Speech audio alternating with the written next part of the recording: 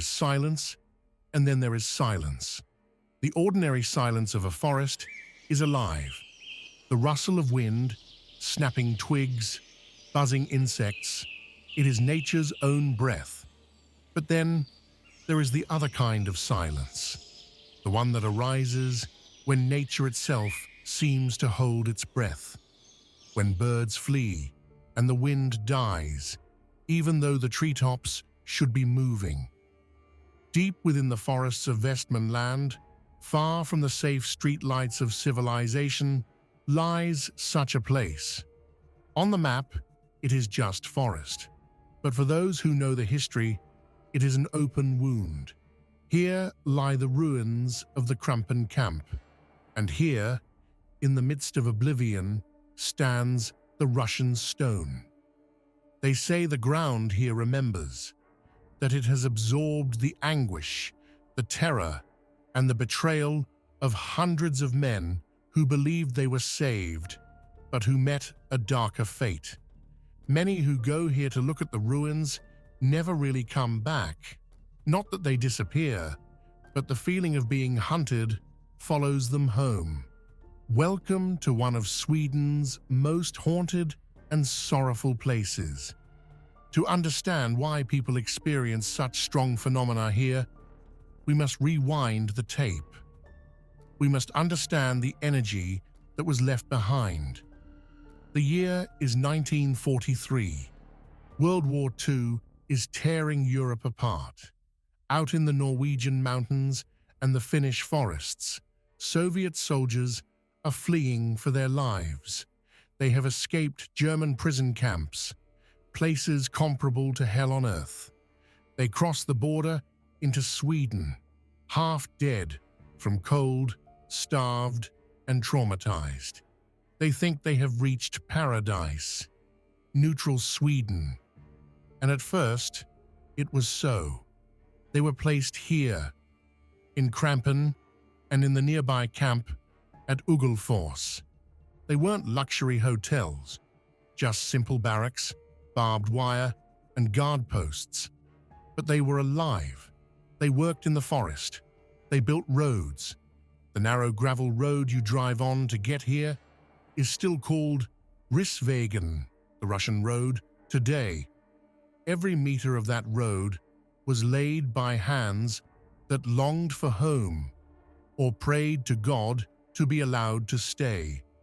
The locals in Skinnskatteberg remember them. They were allowed to move quite freely. They went to dances. Love stories blossomed between the Russian soldiers and Swedish women. Children were conceived.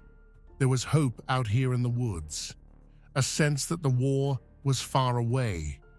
But it was a lie. While the soldiers built roads and dreamed of the future, a political game was being played behind the scenes. The Soviet Union demanded its citizens back, and Sweden folded. This is the moment where the location's energy shifts from hope to pure terror. You see, in Stalin's Russia, prisoners of war were not seen as victims. They were seen as traitors. According to Order 270, every soldier who surrendered was an enemy of the state. The soldiers in Krampen knew this. They knew that a ticket home didn't mean a hug from mum. It meant a bullet to the back of the head at the border, or 25 years in the Gulag, the Siberian labor camps where death was a liberation. When the news came that they were to be deported, chaos broke out. Not an outward chaos with weapons, but an internal, psychological breakdown. Witnesses from that time speak of weeping heard through the barrack walls day and night. Men who had survived Nazi torture broke down completely at the thought of being sent back by kind Sweden. There is talk of desperate escape attempts straight out into the Swedish winter night, of men who would rather slit their wrists with glass shards from broken bottles than board the transport. The ground we stand on here is soaked in that panic. and in October 1944, the buses came.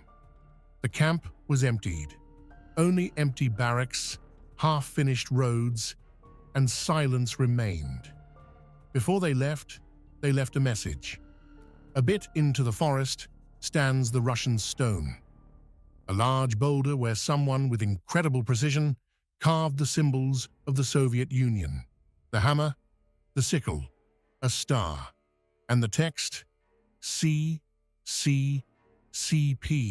1944. This is no gravestone. No one is buried beneath it. But many paranormal investigators claim it functions as something else, a portal or an anchor. When so much emotional energy is concentrated in one place, and when the creators of the monument vanish under such traumatic circumstances, it leaves a mark. The stone is the heart of the place, and it is around this stone that most testimonies revolve. They say you should never touch the carving, that anyone who runs their fingers over the year 1944 risks bringing something home, a weight on the chest, nightmares smelling of diesel and damp wool. But what is it people actually experience out here? I've gone through forums, talked to urbexers, and read reports from visitors. The pattern is clear. It's not sheet ghosts. It is something much more physical. A photographer who was here to document the foundations told a story that gave me chills. He was there in the middle of the day, a clear autumn day.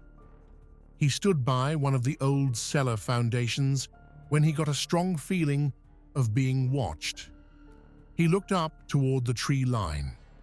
About 50 meters away, between two pines, he saw a figure, a man in gray-green clothes, standing perfectly still. The photographer thought it was another visitor and waved. The figure didn't move. When the photographer looked down at his camera to change a setting and looked up again, the man was gone. There was nowhere he could have hidden in that second. But the worst part wasn't the sight. It was the smell that came with the wind right after. A pungent scent of wet tobacco and unwashed body. Then it vanished just as quickly. Another common phenomenon at the Russian stone concerns electronics and animals. A couple who visited the place last summer said their dog refused to go near the stone. The dog, a large German shepherd, stood with raised hackles and growled low at the empty air beside the boulder. When they took out their phones to film the dog, both phones died simultaneously, from 40% battery to 0 in a second. It wasn't until they got back out to the main road, several kilometers away, that the phones could be restarted. Then they had battery left. What kind of energy drains power from electronics that fast? But perhaps the most unsettling testimony comes from a woman who camped near Krampen, something I do not recommend.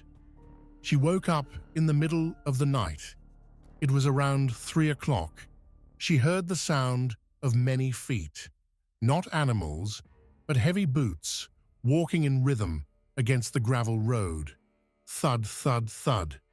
It sounded like an entire platoon marching past her tent. She lay perfectly still, terrified to breathe. The sound came closer, passed right outside the tent canvas, and continued away toward the ruins. When she dared to look out, there were no tracks in the gravel. But the air outside the tent was freezing cold, even though it was a mild July night. Today, the forest has begun to reclaim Krampen. Moss covers the concrete. Roots shatter the foundations.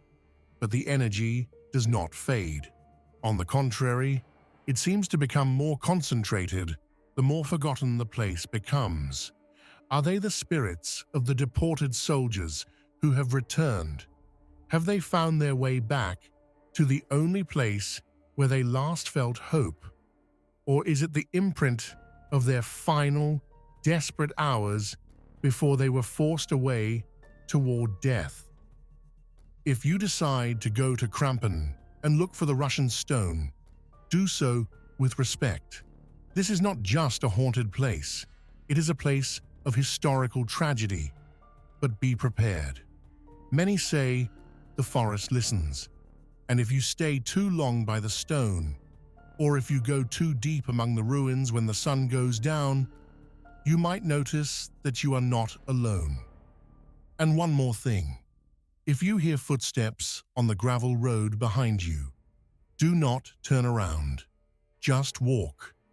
Thank you for joining me into the darkness today. Have you been to the Krampen camp or the Russian stone? Have you felt the cold or seen something that can't be explained? Leave a comment down below. I read everything. Don't forget to subscribe and hit the bell. In the next video, we will visit a place where children's laughter fell silent a long time ago.